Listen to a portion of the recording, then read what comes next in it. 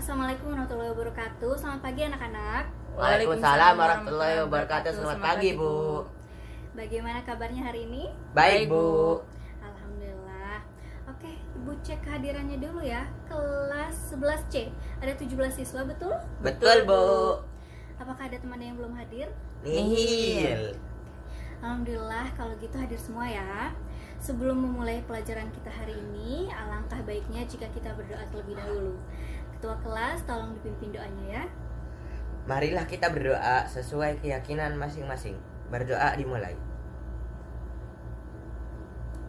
Berdoa selesai. Terima kasih Wildan.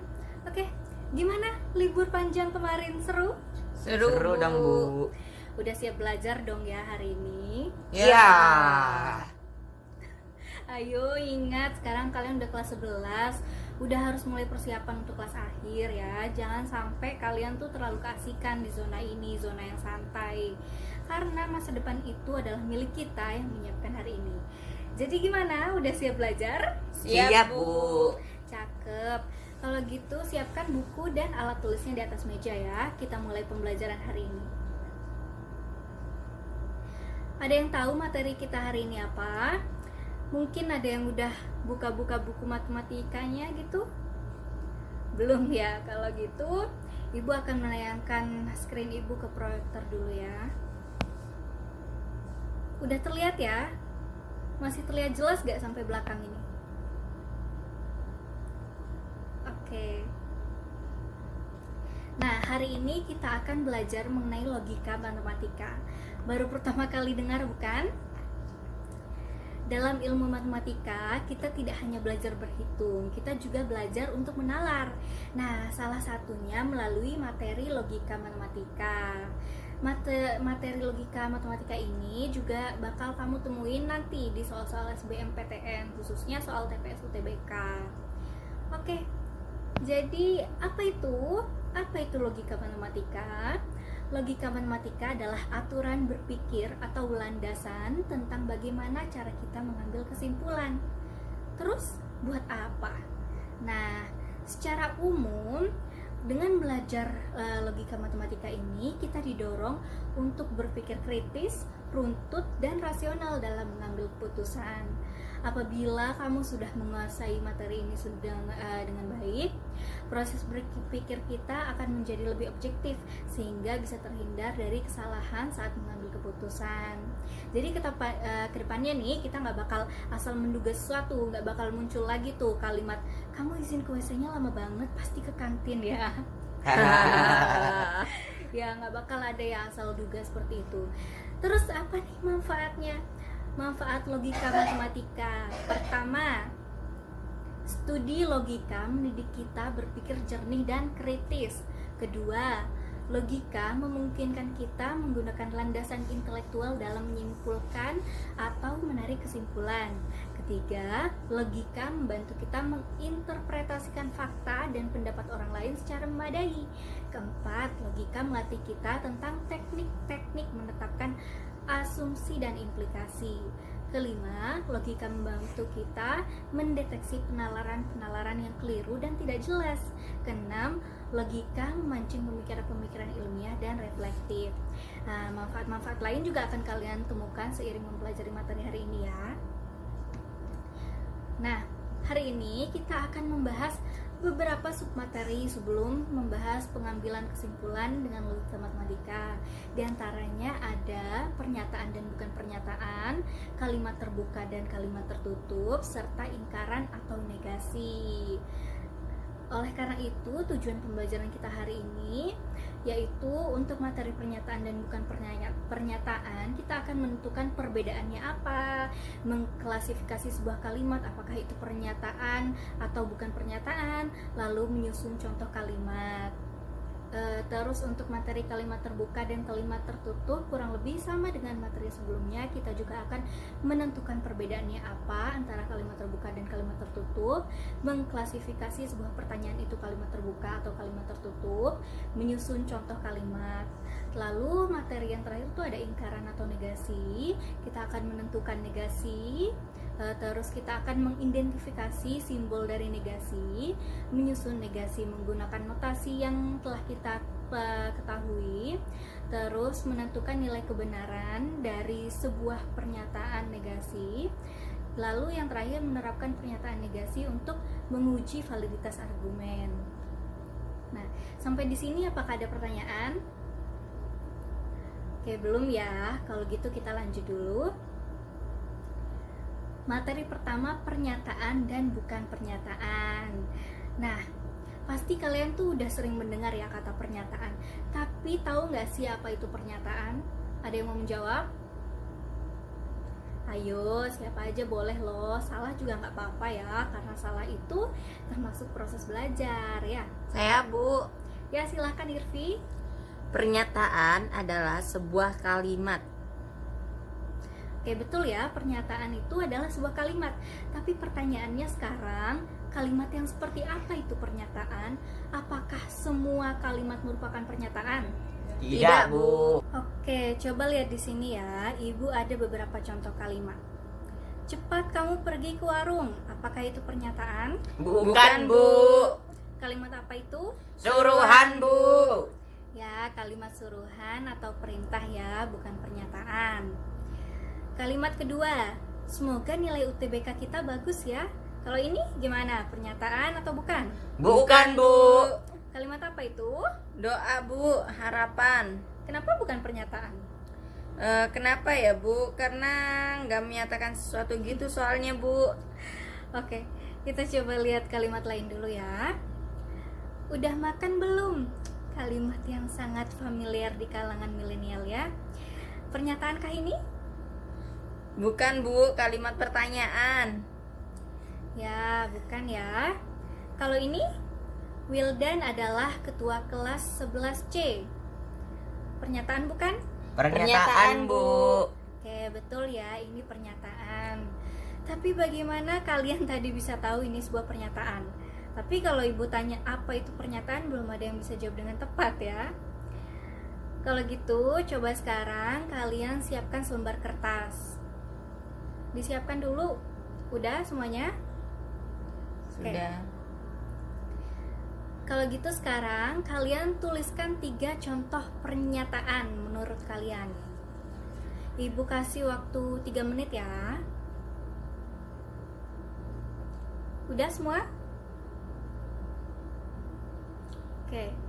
Ada yang belum? Udah semua ya. Oke, sekarang tukarkan buku kalian itu dengan buku teman sebangku kalian. Terus periksa jawabannya. Apakah benar menurut kalian?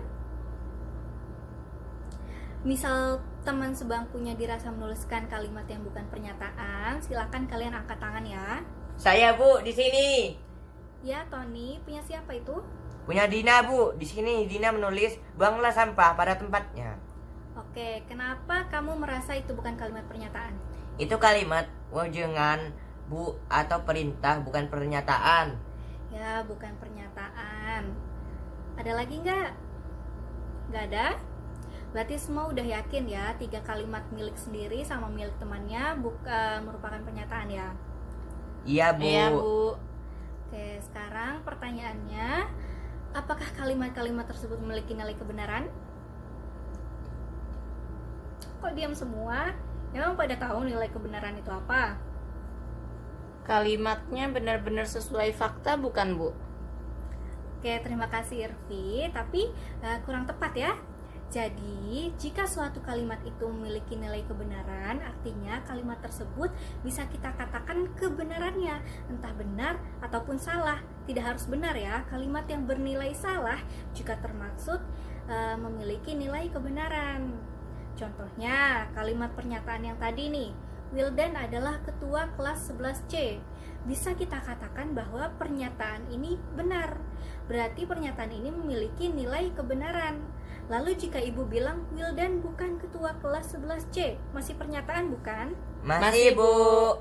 Ya, masih pernyataan ya. Hanya saja nilai pernyataan tersebut salah. Nah, sekarang coba tengok kalimat-kalimat pernyataan yang telah kalian susun. Apakah memiliki nilai kebenaran? Iya, Bu. ya. Jadi apa itu pernyataan dan bukan pernyataan? Apakah ada yang sudah bisa menyimpulkan? Saya, Bu. Ya. Pernyataan adalah kalimat yang memiliki nilai kebenaran, sementara bukan pernyataan tidak memiliki nilai kebenaran. Ya, betul sekali ya. Nah, ini dia. Pernyataan adalah kalimat yang mengandung nilai kebenaran atau nilai benar atau salah, tetapi tidak sekaligus kedua-duanya. Nah, di sini ada contoh pernyataan. Hasil kali 5 dan 4 adalah 20. Ini benar apa salah? Benar. Terus di sini ada semua unggas dapat terbang. Benar. Salah. Kenapa salah? Karena ayam unggas tapi tidak bisa terbang, Bu. Ya, betul ya. Jadi ini contoh pernyataan yang nilai kebenarannya salah. Lalu ada contoh pernyataan lain ini. Ada bilangan prima yang genap. Ini salah apa benar? Benar.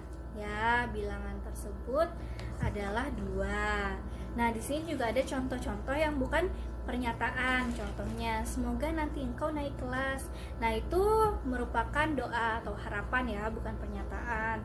Terus ada juga tolong tutupkan pintu itu, atau apakah Ali sudah makan? Nah, kalimat-kalimat tersebut itu bukan pernyataan. Kalimat pertanyaan, perintah, permintaan, larangan, saran maupun harapan itu juga bukan termasuk pernyataan ya. Selanjutnya ini ada notasi pernyataan. Nah, suatu pernyataan itu dinotasikan dengan huruf kecil seperti P, Q, R, S dan sebagainya. Misalnya huruf kecil P di sini titik 2, semua bilangan prima adalah ganjil. Maksudnya gimana? Berarti huruf kecil P di sini menandakan atau sebagai suatu pernyataan yang mana? Ya yang ini yang di titik 2 kan di sini. Semua bilangan prima adalah ganjil. Jadi P adalah semua bilangan prima adalah ganjil. Diingat ya, karena kita akan gunakan ini untuk materi-materi selanjutnya juga. Sampai sini apakah ada pertanyaan? Belum ada? Kalau gitu Ibu yang tanya ya. Ibu ada kalimat di sini. X adalah bilangan prima. Apakah ini pernyataan? Iya, Bu. Nilai kebenarannya gimana? Benar? Apa salah? Apakah bisa kita tentukan? Gak bisa, Bu, soalnya kita gak tahu X-nya berapa. Ya, betul. Belum tahu ya. Misal X-nya 7, pernyataannya bernilai benar. Tapi kalau kita geser nilainya ke 8, pernyataannya bernilai salah. Gimana tuh? Masih pernyataan apa enggak jadinya? Masih ya. Nah, pernyataan yang seperti itu kita sebut dengan kalimat terbuka atau pernyataan terbuka, atau juga kalimat tertutup atau pernyataan tertutup. Kita lihat di sini ya. Kalimat terbuka adalah kalimat pernyataan yang belum dapat ditentukan nilai kebenarannya. Ciri dasar kalimat terbuka adalah adanya peubah atau variabel. Nah, di sini ada contoh-contohnya. Y ditambah 4 lebih besar dari 8. Nah, ini kebenarannya belum tentu ya, tergantung dengan nanti nilai peubah atau variabelnya. Variabelnya di sini yaitu Y kan ya. Terus di sini ada 5 ditambah N adalah bilangan prima. Berarti nanti tergantung di sini N-nya. N-nya tuh berapa? Kalau N-nya 7, kalau N-nya 2 ya. Kalau N-nya 2 berarti dia bernilai benar. Kalau N-nya 3, dia bernilai salah kan? Nah, makanya disebut juga dengan kalimat terbuka. Jadi nilai kebenarannya belum tentu. Terus ada juga kalimat tertutup di mana nilai kebenarannya tuh sudah pasti. Nih contohnya 6 ditambah 6 sama dengan 12. Ini kalimat tertutup yang nilainya benar. Terus ada juga contoh lain, 10 dibagi 2 sama dengan 4. Nah, ini kalimat tertutup yang bernilai salah. Ada contoh lagi nih. 30x tambah 4 sama dengan 16 loh. Masa harus dibuktikan kebenarannya nih? Dalam matematika namanya kalimat terbuka karena ada variabelnya ya di sini x-nya. Terus ada contoh lagi. Aku tak bisa hidup tanpamu. Gimana nih nilai kebenarannya? Benar apa salah? Udah ditinggal kok masih hidup? Bercanda ya, kita intermezzo sedikit. Oke, kita lanjut dulu. Masih pakai kertas yang tadi, sekarang kalian tuliskan 3 contoh kalimat pernyataan terbuka. Ibu kasih waktu 3 menit ya. Udah semua? Ada yang belum? Oke, berarti udah semua ya. Nah, selanjutnya untuk ketiga kalimat terbuka tadi beri nilai atau pengganti sehingga diperoleh pernyataan tertutup yang bernilai benar ataupun pernyataan bernilai salah.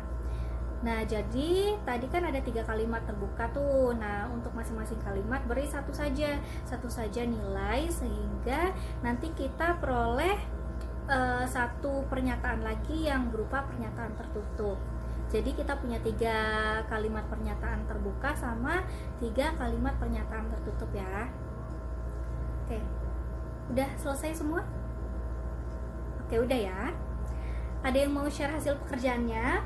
1 kalimat aja. Saya, Bu. Ya. Pernyataannya X terletak di kota Paris. Jika X diganti dengan Monas, maka pernyataan bernilai salah. Ya, betul ya. Berarti nanti jadinya Monas terletak di kota Paris. Itu contoh pernyataan tertutup yang nilainya salah. Oke, terima kasih Irvi. Kalau begitu kita lanjut ke materi selanjutnya ya, materi negasi atau ingkaran. Nah, seperti namanya ya, pasti udah bisa menebak. Ingkaran atau negasi adalah pernyataan yang mengingkari, menyanggah atau menyangkal pernyataan semula. Ingkaran dari pernyataan P kecil itu dinotasikan tilde P seperti yang dilihat di situ atau seperti itu ya, simbol di situ ya, yang seperti jari itu bengkok begini. Dibaca bukan P atau tidak P. Nah, nilai kebenarannya bagaimana? Di sini ada ya tabel kebenarannya atau tabel ingkaran. Pernyataan bernilai benar kalau di sini tulisannya B, terus bernilai salah untuk yang ini, yang S ya. Nah, suatu pernyataan dan negasinya itu memiliki nilai kebenaran yang berlawanan. Gimana artinya? Jika P itu bernilai benar, maka ingkarannya bernilai salah atau S ya di sini. Terus sebaliknya juga sama. Kalau P bernilai S atau salah, maka ingkarannya bernilai B benar. Jadi berlawanan. Nah, ini ada contohnya ya. Contohnya pernyataan P, besi memuai jika dipanaskan. Nah, pernyataan ini bernilai benar ya. Terus ingkarannya besi tidak memuai jika dipanaskan. Pernyataannya bernilai salah atau berlawanan ya, nilai kebenarannya berlawanan dengan nilai kebenaran dari pernyataan semula. Terus ada contoh lain lagi. Ki, semua unggas adalah burung. Pernyataannya bernilai salah ya, karena ayam juga merupakan unggas tapi bukan burung kan ya. Terus ingkarannya gimana? Tidak semua unggas adalah ini salah ya, dihapus saja yangnya di sini. Tidak semua unggas adalah burung. Nah, kalau tadi kan pernyataan semula bernilai salah, berarti ingkarannya bernilai benar, Bu. ya, karena berlawanan ya nilai kebenarannya dengan pernyataan semula. Terus di sini ada contoh lain lagi. R, 2 ditambah 5 kurang dari 10. Benar apa salah? Benar, Bu. Ya, 7 kurang dari 10 ya. Jadi pernyataannya bernilai benar. Terus ingkarannya 2 ditambah 5 lebih besar atau sama dengan 10. Nah, pernyataan ini berarti bernilai salah, Bu. ya, berlawanan ya intinya ya. Berarti udah mengerti semua ya. Teman-teman yang lain juga ngerti kan? Ya, oke, mengerti ya. Nah, di sini ada contoh lain lagi, tapi sekarang pertanyaannya, apakah ingkarannya tepat atau belum. Nih ya, contohnya pernyataan P, Tion memelihara hewan karnivora. Terus ingkarannya di sini katanya Tion memelihara hewan herbivora. Apakah tepat? Tidak, Bu. Lalu bagaimana yang benar? Tion tidak memelihara hewan karnivora. Ya, kenapa? Karena kita tidak bisa menyimpulkan jika Tion tidak memelihara hewan karnivora, pasti memelihara hewan herbivora. Jadi, bisa jadi aja nih ya, Tion memelihara hewan omnivora, atau omnivora dan herbivora, atau malah tidak memelihara hewan satupun ya.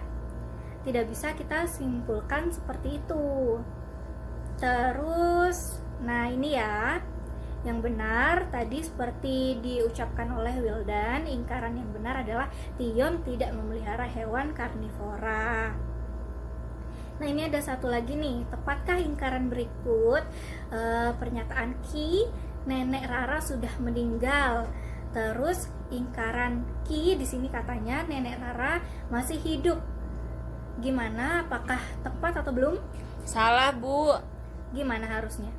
Nenek Rara belum meninggal. Terus kalau belum meninggal gimana artinya? Bukan masih hidup kah? Iya, Bu. Iya, berarti ingkarannya sudah tepat ya, karena sinonimnya belum meninggal ya berarti masih hidup kan. Cuma ada dua kemungkinan, antara masih hidup atau sudah meninggal. Tidak mungkin di antara keduanya kan, sedang diambang kematian gitu, nggak mungkin kan. Tidak ya, berarti betul ya, karena masih hidup tuh sinonimnya belum meninggal gitu kan. Nah, it's game time. Karena sepertinya kalian masih masih ke bawah suasana liburan kemarin kali ya. Kita asah otak dan kecepatan lewat game dulu ya. 3 volunteer Ibu panggil secara acak. Sekarang tanggal berapa nih? Tanggal 16 bulan 6. Nomor absen 1, 6 sama 16. Ayo maju. Siapa nih? Oh ini, Ilham, Kantini sama Sarah. Bawa kertas yang tadi ya, kertas yang ditulis pernyataan. Oke. Nah, peraturannya mulai dari Ilham kita akan mengatakan kalimat tertutup. Terus nanti Kantini mengatakan negasi dari kalimat tertutup yang dikatakan oleh Ilham. Lalu setelah mengatakan negasinya, Kantini harus mengatakan satu kalimat tertutup. Terus ke Sarah dan kembali ke Ilham lagi, satu putaran aja. Gimana, mengerti? Mengerti, Bu. Oke, kita mulai ya. Ayo Ilham. Saya sudah sarapan. Saya belum sarapan. Oke, sekarang ke kalimat tertutupnya dari Irvi. 1 ditambah 1 sama dengan 2.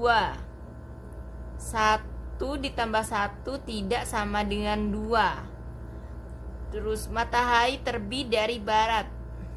Oke, Ilham. Matahari tidak terbit dari barat. Oke, betul semua ya, hebat kalian, berhasil. Ya, sebagai tugas ya, biar teman-teman yang lain juga paham. Oh, iya, silakan balik ke tempat duduknya masing-masing dulu. Nah, oke, ini ya. Tetap di kertas yang tadi, kalian tuliskan ingkaran dari setiap pernyataan-pernyataan yang sudah disusun ya di materi sebelumnya tadi. Nah, tulis rapi, terus kumpulkan di meja ibu pada jam terakhir sekolah. Bisa dikumpulkan ke ininya dulu, ke ketua kelasnya dulu ya, minta tolong ya Wildan. Nah, nanti udah dikumpulkan ke ketua kelas baru dikasih ke ibu ya, biar nggak satu-satu masuknya, takut mengganggu guru yang lain. Nah, itu aja pelajaran kita hari ini. Jadi udah belajar apa aja nih kita hari ini? Kita sudah belajar yang namanya bukan pernyataan sama pernyataan ya. Nah, yang bukan pernyataan itu bisa pertanyaan seperti siapa namamu, atau perintah, atau permintaan, atau larangan seperti jangan buang sampah sembarangan. Itu contoh bukan pernyataan ya, saran, harapan dan sebagainya. Itu juga bukan pernyataan. Terus yang pernyataan itu seperti apa? Pernyataan itu pasti memiliki nilai kebenaran ya. Nah, pernyataan itu dinotasikan dengan huruf kecil. Nah, di sini contohnya P ya, P kecil di sini. Nah, pernyataan itu ada yang tertutup, ada yang terbuka. Yang tertutup seperti apa? Bagaimana? Yaitu yang memiliki tepat satu nilai kebenaran, salah atau benar, dan sudah pasti ya. Contohnya, Linda bernyanyi di festival sekolah. Nah, itu sudah pasti ada nilai kebenarannya ya, salah atau benar. Terus untuk yang terbuka itu nilai kebenarannya belum tentu ya, tergantung nilai variabel. Contohnya, X adalah bilangan prima. Nah, belum tentu kan, bisa benar bisa salah, tergantung nilai X-nya kan. Nah, selain itu ada ingkaran dari pernyataan, atau di sini ya notasinya di sini ada tilde P kecil seperti ini. Apa itu? Yaitu pernyataan lain yang merupakan sanggahan pernyataan semula ya. Contohnya pernyataannya atau P-nya, Budi belajar saat dini hari, berarti ingkarannya Budi tidak belajar saat dini hari.